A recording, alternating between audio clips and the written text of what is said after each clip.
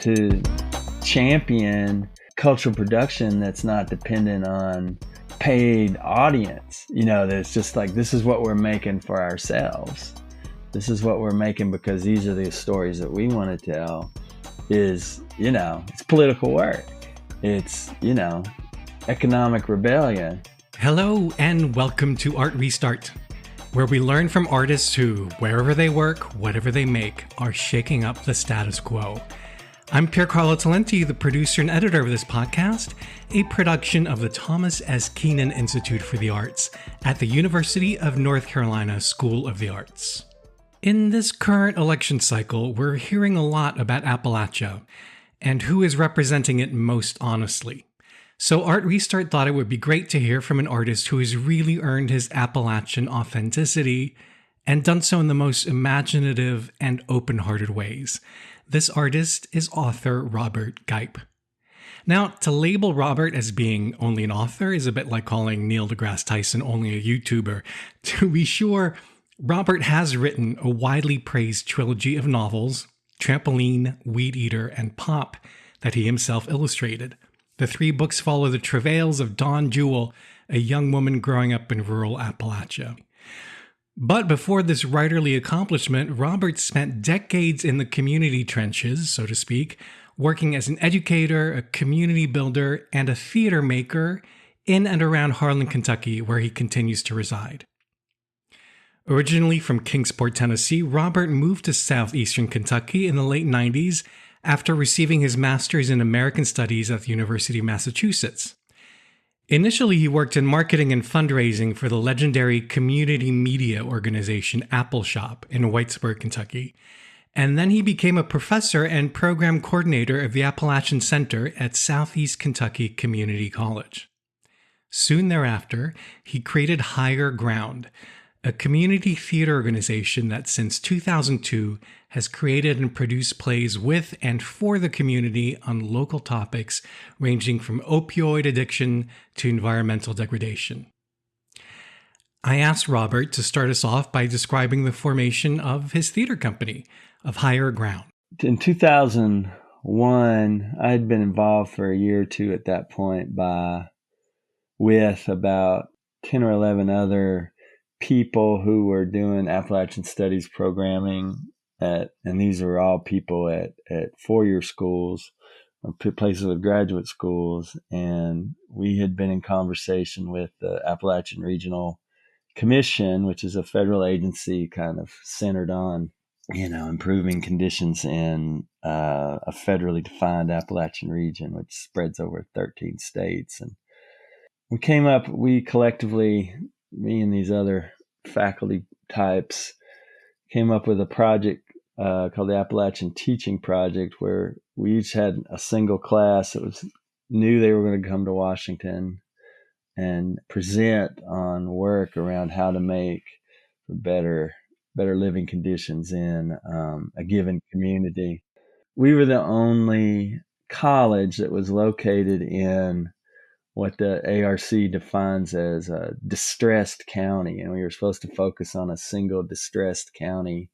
And you earned the name distressed by having 150% of the national poverty rate and 150% of the national unemployment rate. And so we were the only college located in a distressed county. And so we studied ourselves, and those students kind of came up with a plan for, building on our assets and to address our challenges. And cultural production was one of the main things they thought we could build on, that we could use to address our challenges. And so the following school year, we did a community-based process that was kind of powered by a lot of the community members who were in those classes, and to respond to a request for proposals from the John D. Rockefeller Foundation to use the arts to respond to a particular challenge that your community was facing. And so we did a bunch of surveys and just had a bunch of community conversations. And then me and another faculty member and about 40 community members worked together to write a proposal that talked about using theater and photography and public art as a way to respond to the opioid crisis. And we got that grant in 2002 and worked with a series of professional theater artists, Joe Carson as a playwright and Jerry Stropnicki as the director, to create a musical in response to OxyContin and the opioid crisis that involved, I think that first one had like north of 80 people in it. And wow, it was a big beginning. All of the photography work we involved, it was right at the end of the film era. And so we had 600 people using disposable cameras to create kind of a visual census of the community.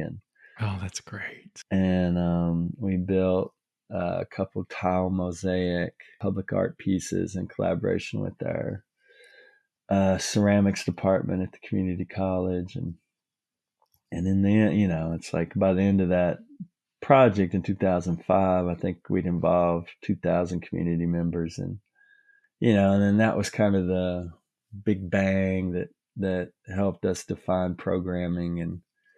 And we just finished our 10th play, which we did as part of a national festival called One Nation, One Project, Arts for Everybody, that was about arts organizations working with healthcare organizations to look at how arts could contribute to community wellness. I interviewed the two founders of that project last year. It's amazing. Yeah.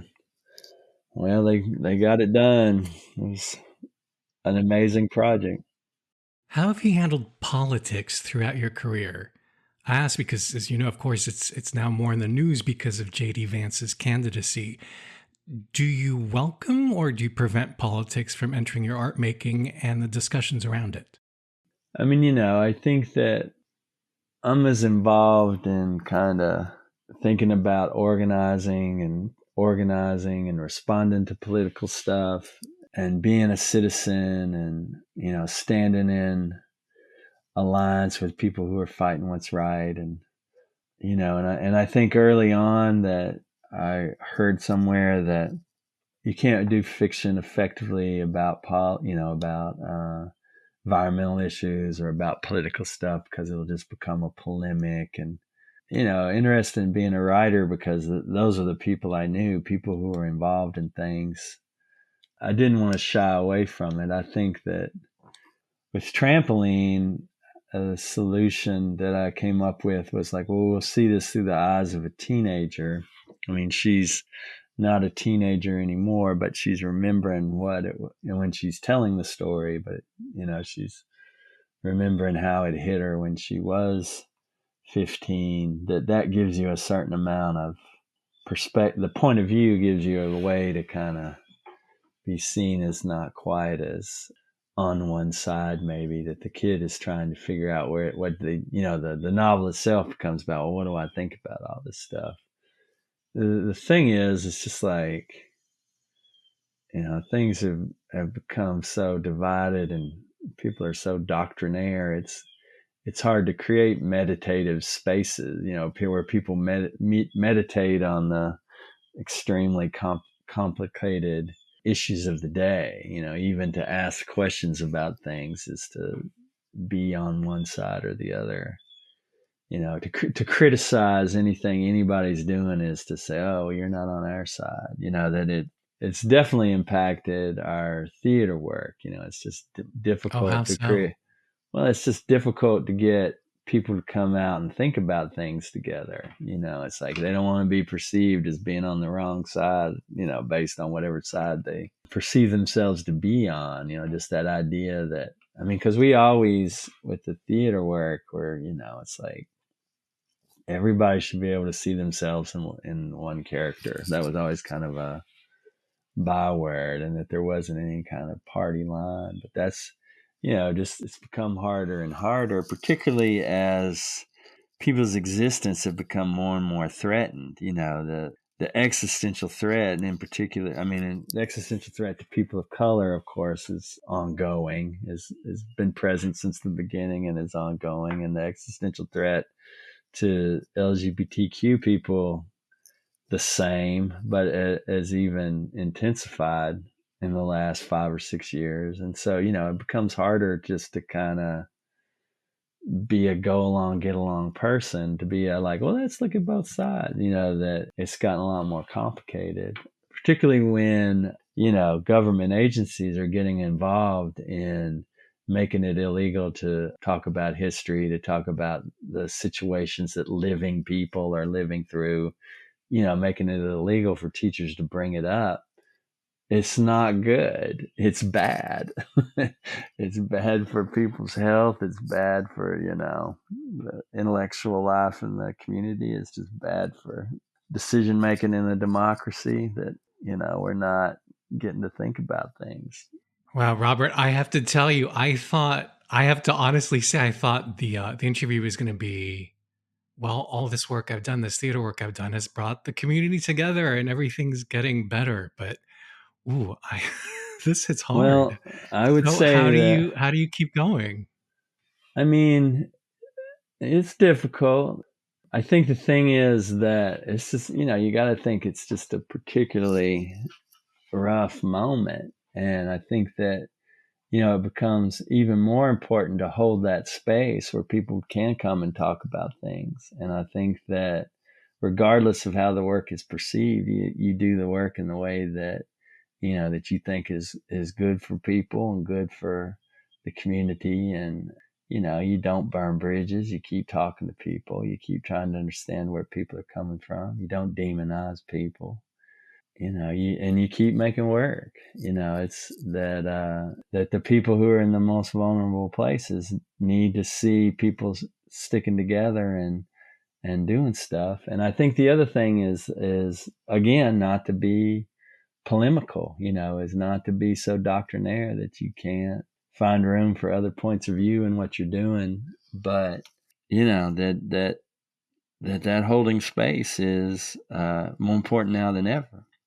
I think the thing for me is it's like you study American history, and these spaces have always been kind of difficult to hold and hard won and demonized when they're effective, and belittled when they're not. And so, Sometimes even bombed. Yeah. yeah. I mean, it's this is the work. It's not just interested in doing it when it's easier. I mean, we just had a great project. The work that we just finished was about a lot of things, but destigmatizing mental health and what are people doing to take care of their heads in this kind of crazy time.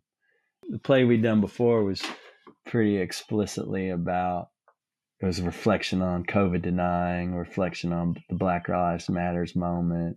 It was pretty on the nose, and so about the divisions. And so we wanted to do something a little more unifying, a little more something that nobody's gonna feel attacked or whatever.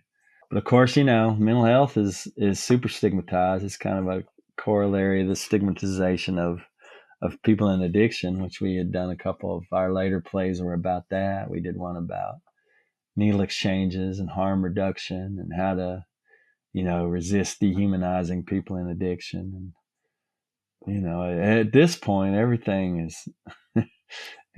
can be a cause for a fight. But I think that continuing to do the work for the community to continue to have a place to go to create stuff together, it's, a lot to feel good about. My perception, and I'm less in the community on the day-to-day now since I kind of retired from my community college job. My perception is there are a lot of people that, they just get tired of fighting with each other about stuff. And I do think in small communities, there's a certain amount of, there's what you post on Facebook, and then there's how you deal with people when you see them in real life. And, people aren't quite so full of piss and vinegar when you see them face to face. How do you think your community views art now?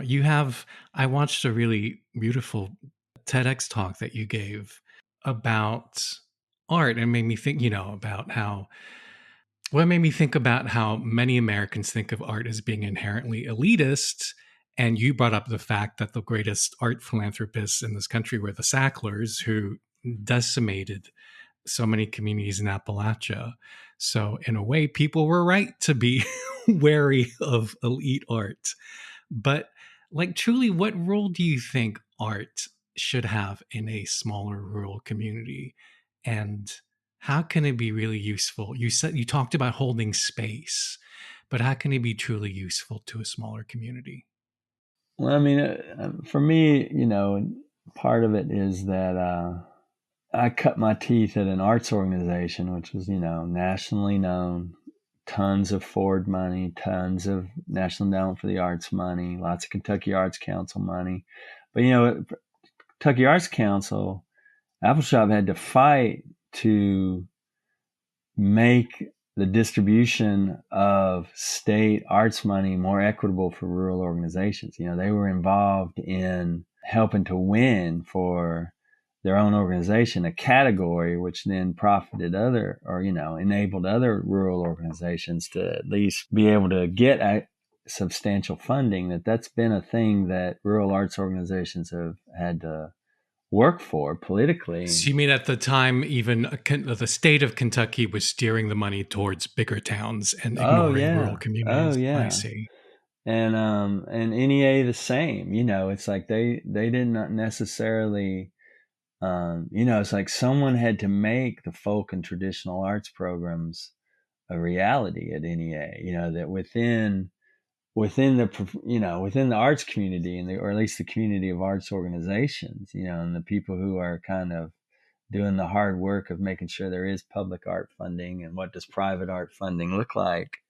This has been part of the work for a long time. This was why it was so formative for me to be at an organization of artists, 2, a rural organization of artists, and 3, an artist organization that understood at the deepest possible level community organizing and activism, because that's what was the subject of their films and their other work. And so, this idea that, that these are things in the past that have been won and they have to be held. And that is, the kind of place of rural people as creative people.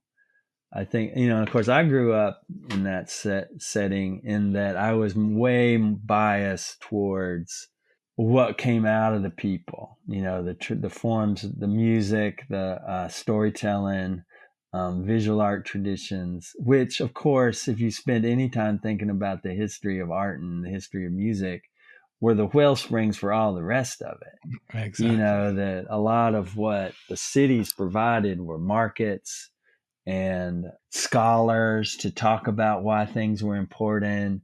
They provided gathering places for artists to see what one another were doing. But and to influence one another, right? Yeah. But it's like, if you look at what comes from cities, if you actually look at the art, that so much of it is influenced by experiences that the artists have had not in that city. That the take of the artist is based on an outsider in the city. Mm-hmm. And so, and of course, all that is political in terms of how the community sees art. It's like, we're not going to get anywhere trying to act like it isn't elitist in the minds of a lot of people, because it is. It's one of the primary accoutrements that uppity people use to show that they're better than other people. It's like they've got art at their house, or they support the opera. And I think that for me, and in the work I've done in the community with other people creating stuff, it's like there's a certain amount of focus on the truth of the story you want to tell, focus on the beauty of the song you want to sing or that you want to play. It's like, own the quality of what you have. I mean, because the other thing is, this kind of goes back to reading books about yourself in college class in Appalachian Studies. You have to celebrate what you are. You have to recognize your own goodness, greatness, And you also have to listen to the voices of the people who also appreciate what you're doing. That there are a lot of people out there who think that what happens here is pretty cool, pretty interesting. They're easily drowned out. And I think this gets back into, why do you have to study how the system works? Because I think that capitalism has a stake in making sure that these homegrown, homemade, non-commodified modes of cultural production are belittled and marginalized because they're not commodified. And if the whole setup is about making money, then quality has to be equated with price. With market share. Yeah. And so then to champion cultural production that's not dependent on paid audience, that's just like, this is what we're making for ourselves. This is what we're making because these are the stories that we want to tell, is, it's political work. It's, economic rebellion. What advice would you give to an artist who might have grown up in a rural community or is considering moving there, who's interested in making her or his art there, but is kind of nervous about doing so, about being disconnected from the major cultural centers? What advice would you give to him about making an artistic life in a small rural community? I don't know. I think I generally when this comes up, I try and get them talking about what it is they want to do, what it is they want to make, what are they feeling moved to do, and scope out what's important to them.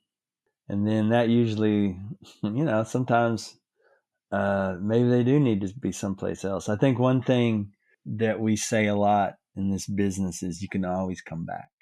A lot of the best community-based workers in rural America definitely spend some time away. And then I think, the other thing is, it's not an abstract question. If someone came and wanted to know that, I would start being like, well, where do you want to live? Let's see who we know. Here are the resources. This is how I got started. Maybe you should go talk to so-and-so. I think so-and-so is doing this. It's just like, get into the survival strategy. Well, how much education do you have? Do you want to teach some? It's like you can get some adjunct. That you get into the nuts and bolts of making it. Yeah, and look for the literal human resources. Yeah. I will say, I was going to say, you don't need 100 jobs. You just need one.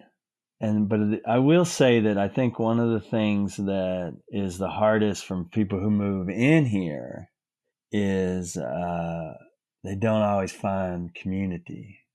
I don't know what they think. I do think that when I came to Whitesburg in 1989, everybody at Appalshop lived in the area. We all lived there. And so, there was always somebody to eat lunch with. There was always somebody, until I got my footing. And then I had different friends who weren't at Appalshop, who lived in the community. But these days, so much in rural communities, people are like coming in one day a week. There's like working from home. It is harder to have that physical shared space. And then, it's like the pandemic has made it harder for people to be together. I mean, I'm recovering from COVID right now. It's going on a second week of just like, I hadn't seen anybody. And, that's become more normal. And I think that's a big hard thing. I know a few people right now that are. That's true in the cities too, though. Just isolation has become normalized. Yeah. Yeah. And so, I'm not having those conversations as regularly, but I do think that whoever is having them, that's a thing that, needs tending to. It's just like, how are you making community for people? Because what was sustaining was the community, the community of people working with you. I do think that's a lesson from a place like Appalshop that in some ways I wonder if they don't need to relearn themselves. It's just, of course, we fought like cats and dogs and it was crazy every day, but it was, you knew who you were fighting with, and you knew that you'd come together on stuff. And yeah. You can read a longer written version of this interview in which Robert discusses how he developed his novel writing chops at uncsa.edu/artrestart. Oh, and remember the mention of the nationwide One Nation, One Project initiative? I encourage you to listen to my interview with its creators, Lear de Bessonnet and Clyde Valentine. You'll find it's episode 13 of season 3. Be sure to hit whatever follow or bell button your platform has to subscribe, because we've got some wonderful interviews in the pipeline for you. Our theme music is by Shanghai Restoration Project. I'm Piercarlo Talenti, and on behalf of the Kenan Institute for the Arts at the University of North Carolina School of the Arts, thanks for listening.